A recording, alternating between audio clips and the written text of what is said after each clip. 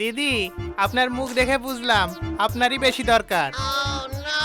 কি বুঝলেন? আপনার মুখে টেনশন আর দিদির মুখে রহস্য। এই রহস্য ভাঙার একটাই উপায়, এক প্যাকেট কুরকুরে। বাড়িতে কি করে? নীল আছে যে।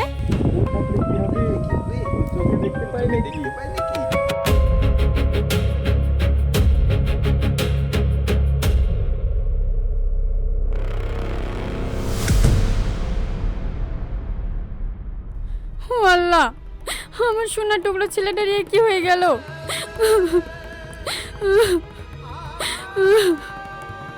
কাঁদো না বাবু, কাঁদো না। তোমরা ভেঙে পড়লে কি করে হবে? হ্যাঁ বোন, ছেলেটা তো বেঁচে আছে, ভালো ডাক্তার দেখালে ঠিক হয়ে যাবে। ও আবার দেখতে পাবে। ও অলি, তোমরা চিন্তা করো না। ভালোই হয়েছে, এবার আর আমার কোনো বাধা নাই। ওর চোখের সামনে সব কিছু করব, কিন্তু ও কিচ্ছু দেখতে পাবে না। ও কি আনন্দ হচ্ছে।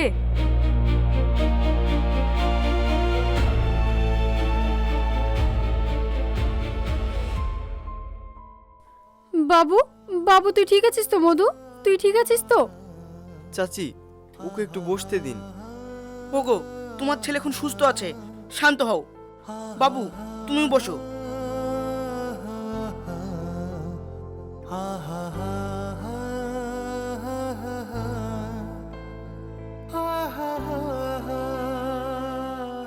এসব কি করে হলো বাপ? আঙ্কেল, এসব কথা এখন থাক না। এখন ওর মনের অবস্থা ঠিক নেই, আবার ওর রেস্টেরও প্রয়োজন। ওকে ওর রুমে নিয়ে যান, ও একটু রেস্ট করুক। হ্যাঁ বাবু, ঘরে চ।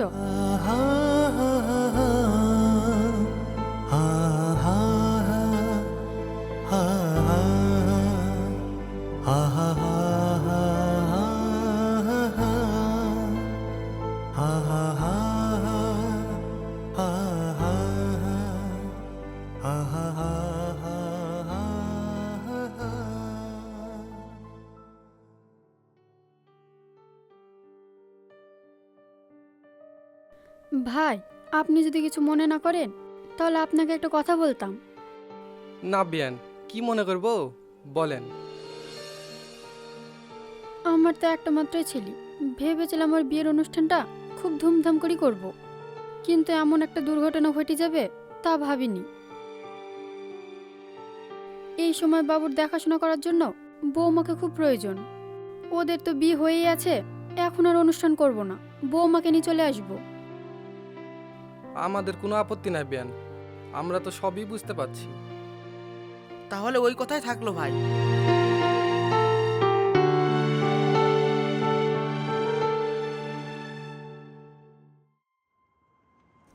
তুমি তো সবই শুনেছো। হ্যাঁ শুনেছি। ডাক্তার কি বলেছে? বলেছে অবস্থা খুব খারাপ, ওনাকে আর কোনোদিন চোখে দেখতে পাবে না। মানে আমরা চাইলি ওর চোখের সামনে যা কিছু করতে পারি। শামিম, আরে আমি তো শুধু... তোমার গলায় যে আনন্দটা দেখছি সেটা লুকানোর চেষ্টা করো না। কিন্তু একটা কথা মাথায় রেখো, মানুষটা দুর্ঘটনায় চোখ হারিয়েছে। এই সময় আমাদের এত খুশি হওয়া ঠিক না। খুশি না হয়ে কি করব? এতদিন তো তোমাকে ওর সঙ্গে ভাগ করে নিতে হয়েছিল, এখন তো অন্তত... চুপ। কেন, সত্যিটা বললেই সমস্যা? সত্যি আর সুযোগ নেয়া এক জিনিস না। আমি সুযোগ নিতে চাইছি না, আমি শুধু ভাবছিলাম ও তো অনেক টাকা পয়সা আর সম্পত্তি, এই ব্যাপারে যদি কোনো সিদ্ধান্ত নিতে। এই তো, আমি জানতাম তুমি এখানে আসবে। কোথায়? সম্পত্তিতে। তাহলে বলো, ভুল কি বললাম? এতগুলো সম্পত্তি, সব কিছু যদি ওর নামে থাকে, কাল পরশুতে যদি কিছু হয়ে যায়? কিছু হয়ে যায় মানে? তুমি কি ওর ভালো হওয়ার কথা ভাবছো, নাকি ওর খারাপ হওয়ার অপেক্ষা করছো? দিশা, তুমি আমাকে ভুল বুঝছো। না, তোমাকে আমি ভালোভাবেই বুঝি, আর সেই জন্য বলছি এত জলদি এসব নিয়ে ভাবা বন্ধ করো। সবেমাত্র দুর্ঘটনা হয়েছে, বাড়িতে সবাই ভেঙে পড়েছে। কিন্তু তুমি তো বলেছিলে তুমি আমার সঙ্গে... আমি যেটা বলেছি সেটা আমি ভুলিনি, আমি তোমাকেই ভালোবাসি, কিন্তু সব কিছুর একটা সময় আছে। তাহলে এখন? এখন আমাকে শ্বশুরবাড়িতে থাকতে হবে, সবাই আমার দিকে তাকিয়ে আছে। এই সময় তুমি আমাকে ফোন করবে না। একবারও না? না, আমি যখন ফোন করব তখনই কথা বলবে। কিন্তু আমি তোমার সাথে কথা না বলে। শামিম, আমাদের সম্পর্ক যদি সত্যি হয় তাহলে কয়েকটা দিন অপেক্ষা করতে পারবে। পারবো, কিন্তু তুমি আমাকে ভুলে যেও না। তোমাকে ভুলে না যাওয়ার জন্য তো এত সাবধান হচ্ছি। দাদা, দাদা, কুরকুরে খাবেন? কুরকুরে, মুচমুচে কুরকুরে।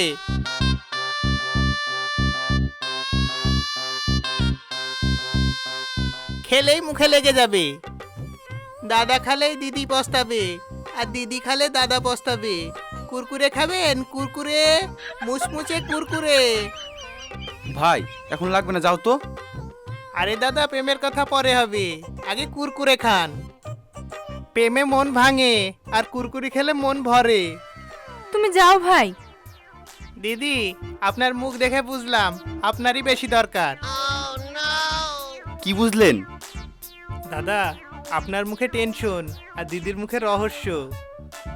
এই রহস্য ভাঙার একটাই উপায়, এক প্যাকেট কুরকুরে। যাও তো। আচ্ছা যাচ্ছি, তবে মনে রাখবেন কুরকুরে খান, কুরকুরে। দাদা খালে শামিম, দিদি পস্তাবে, মজা বাদ আর দাও। দিদি খালে দাদা আর আমি যা বললাম মনে রেখো। কুরকুরে খান। এখন থেকে তুমি আর আমাকে ফোন করবে না। ঠিক আছে, আর সম্পত্তির কথা মাথা থেকে বের করে দাও। ঠিক আছে আপাতত। আপাতত কথাটা আমার ভালো লাগে না। আচ্ছা, পুরোপুরি বাদ দাও। আর একটা কথা, হুম। সাবধানে থেকো। আর একটু ভুল হলে আমাদের সম্পর্ক সব শেষ হয়ে যেতে পারে।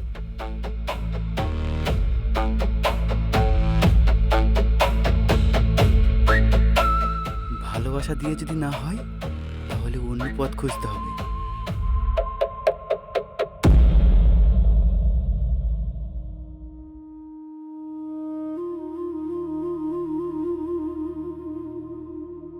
তুমি এখানে বসো, আমি চুলটা ঝেড়ে নিই।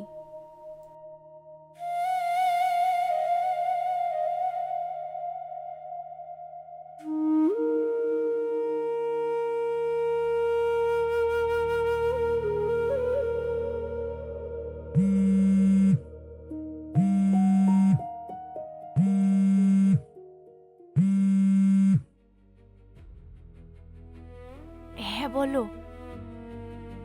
তোমার তো কোনো পাত্তাই নাই। পুলিশ অফিসার হাজবেন্ড পেয়ে আমাকে তো ভুলেই গেছো। না শোনা, তোমাকে কি আমি ভুলতে পারি? তুমি তো জানোই আমি শ্বশুর বাড়ি আছি। দেখা করবে কবে? আমি পরে কল করছি।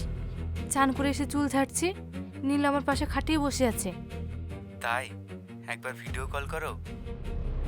এখন না। না করো। চুপ করে থাকবি কিন্তু, আমি করছি।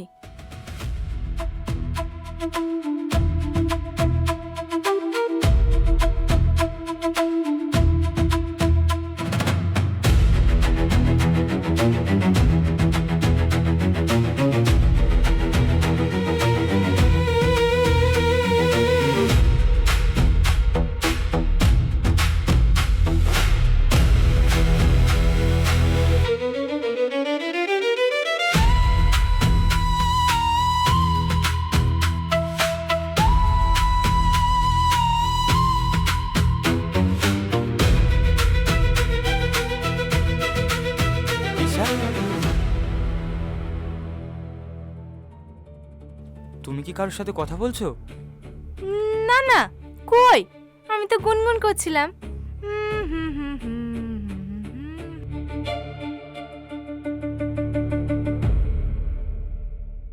কি করছো মা? এই তো বুড়ি বসে আছি। ভাই কেমন আছে? ভালোই আছে, বৌমা বাবু দেখাশোনা ভালোই করে। মা, অনেকগুলো ধান সিদ্ধ করতে হবে, আমি একা একা পারবো না। ভাবি তো ভাইয়ের সাথে আছে, তুমি আর আব্বা এসে দুদিন আমাদের বাড়ি থেকে বেরিয়ে যাও। দি ধান টান সিদ্ধ করে আমিও তোমাদের সাথে যাব ভাইকে দেখতে। কাজের জন্য তো ভাইকে দেখতে যাওয়া হয়নি।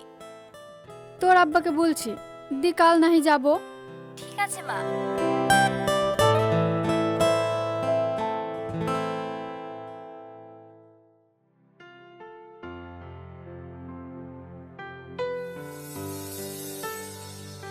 বৌমা,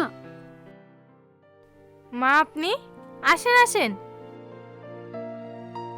আমি আর তোমার শ্বশুর তোমার ননদের বাড়ি যাচ্ছি। তুমি বাবুর খেয়াল রেখো, আমরা 2-1 দিন ওখানেই থাকবো। হ্যাঁ মা, ঠিক আছে। বাবু ঘুম থেকে উঠলে ওকে ঠিকঠাক ওষুধগুলো খাইয়ে দিবা। ঠিক আছে মা।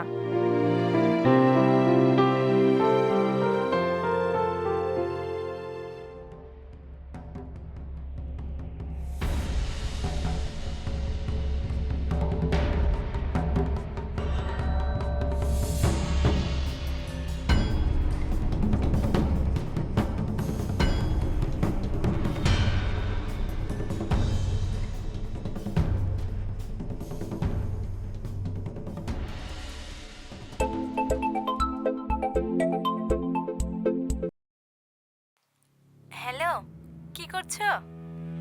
জানি না। কি হয়েছে তোমার? তুমি এমন করছো কেন? নিজের কোনো পাত্তা নেই, আগের মতো তো খোঁজই রাখো না। রাগ করেছো বুঝি? আজকে তোমার সব রাগ ভাঙিয়ে দিব আমি। কি করে?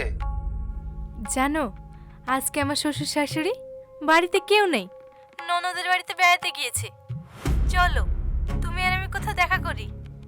এভাবে আর কতদিন রাস্তায় রাস্তায় দেখা করবো বলো? চলো, তুমি আর আমি একটা কোনো পার্সোনাল জায়গায় দেখা করি। সত্যি বলছো? বাড়িতে কেউ নেই? হ্যাঁ। তাহলে এখানে ওখানে যাওয়ার কি দরকার? আজ সন্ধ্যায় তোমাদের বাড়িতে আমি চলে আসছি। বাড়িতে কি করে? নীল আছে যে। ও থাকলে কি হবে? ও চোখে দেখতে পায় নাকি? ঠিক বলেছো, এটা তো আমার মাথায় আসেনি। ওকে, তাহলে আজ সন্ধ্যায় তুমি চলে এসো। আমি এখন রাখছি। হ্যাঁ, ওকে যান।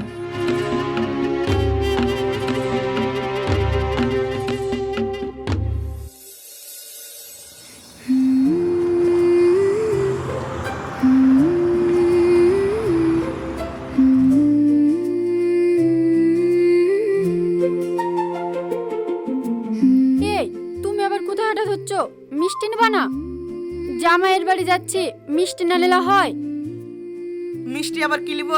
জামাইয়ের বাড়ি যাচ্ছি, জামাইয়ের আবার একটু খরচ টরচ না করাইলে হয়? মরণ, জামাইয়ের বাড়ি যাচ্ছি, মিষ্টি নিয়ে যেতে হবে না? দিন দিন বুড়ো হওয়ার সাথে সাথে তোমার কি বুদ্ধি হারিয়ে যাচ্ছে নাকি? না ওকে মিষ্টি। আরে রেগে যাচ্ছ কেন? আমার বুদ্ধিটা এখনো আগের মতোই আছে। তোমার সাথে একটু মজা করছিলাম। জামাই বাড়ি যাচ্ছি, মিষ্টি নেবো না তাই হয় নাকি? আমার কি মান সম্মান নাই? চলো।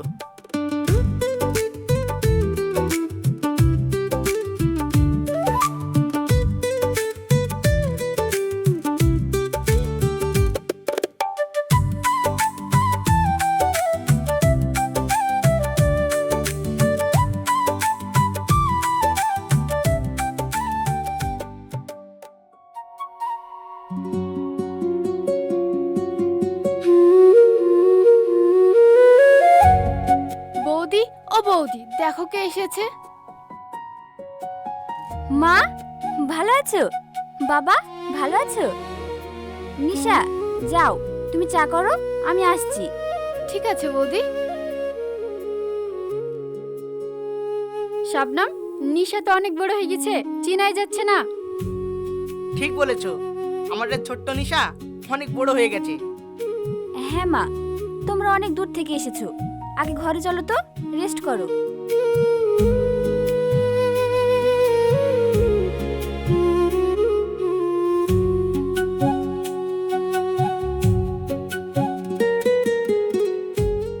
মা, তোমরা বসো, আমি আসছি। নেও মা।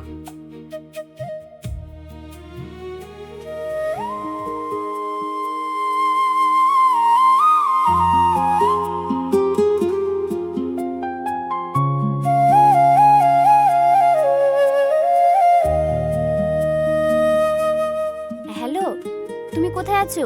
বাড়িতে মা বাবা এসেছে, তাই বাজার থেকে সবজি নিয়ে আসার সাথে সাথে মাংস নিয়ে এসো। আজ রাতে মা বাবা থাকবে, তুমি তাড়াতাড়ি বাড়ি চলে এসো। ঠিক আছে, আমি নিয়ে আসছি।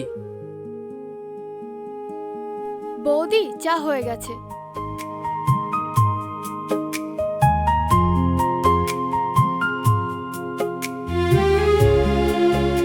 এই নাও মা চা।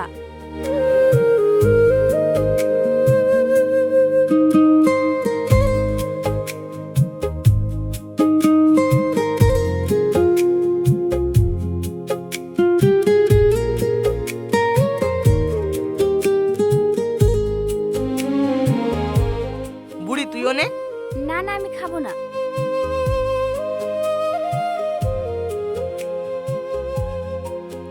জানো মা, ভাইয়ের জন্য খুব কষ্ট হচ্ছে, কিন্তু দেখো বাড়িতে যে এত কাজের চাপ, নিজের ভাইটাকে যে একটু দেখতে যাব সেটাও পাচ্ছি না। কি করব বল, ভাগ্যে যেটা আছে সেটা তো হবেই। চাইলে কি সব বদলানো যায়? ছেলেটার মুখের দিকে তাকিয়ে বুকটা ফেটে যায় মা। আমার ভালো ছেলেটা এইভাবে অন্ধ হয়ে গেল।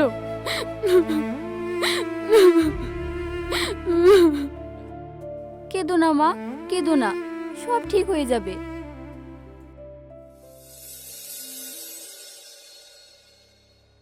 আসো আসো, ভিতরে আসো।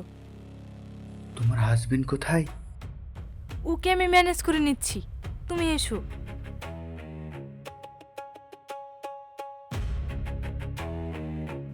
ওগো, আমার না খুব গরম লাগছে, আমি একটু স্নান করে আসি। হ্যাঁ, তুমি এখানেই থাকো। হ্যাঁ, তুমি কোথাও যেও না। ঠিক আছে।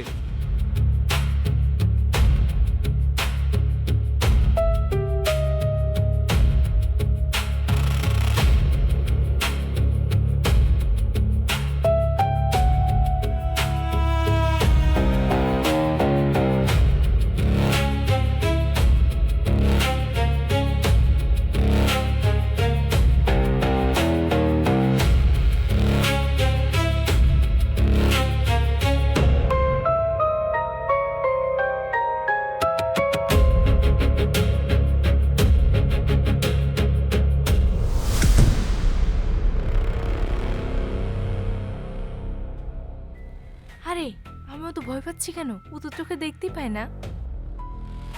আমাদের দেখতে পায়নি, তুমি চুপ করো। কি হলো নীল, তোমার কি কিছু লাগবে? তোর নাটক বন্ধ কর। মানে এইসব তুমি কি বলছো? এই, ওই এইভাবে তাকিয়েছে কেন? আমার কিন্তু ভয় করছে। আমিও তো তাই ভাবছি। তোরা কি ভাবিস যে আমি অন্ধ? না, আমি অন্ধ না। আমার কোনো অ্যাক্সিডেন্ট হয়নি। আমি সব কিছু দেখতে পাই, আর খুব স্পষ্টভাবে দেখতে পাই।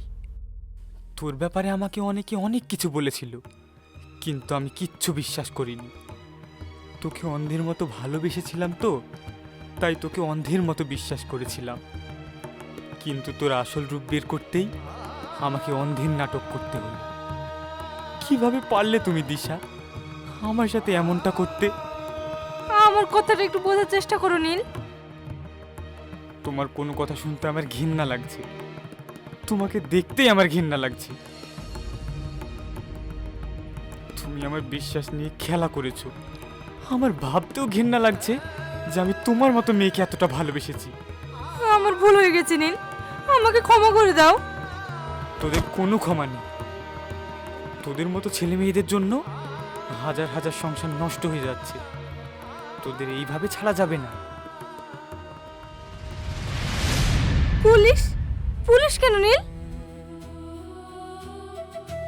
তোদেরকে তোদের আসল ঠিকানায় নিয়ে যাওয়ার জন্য। তোরা এবার বুঝতে পারবি পরকীয়া করার কতটা শাস্তি।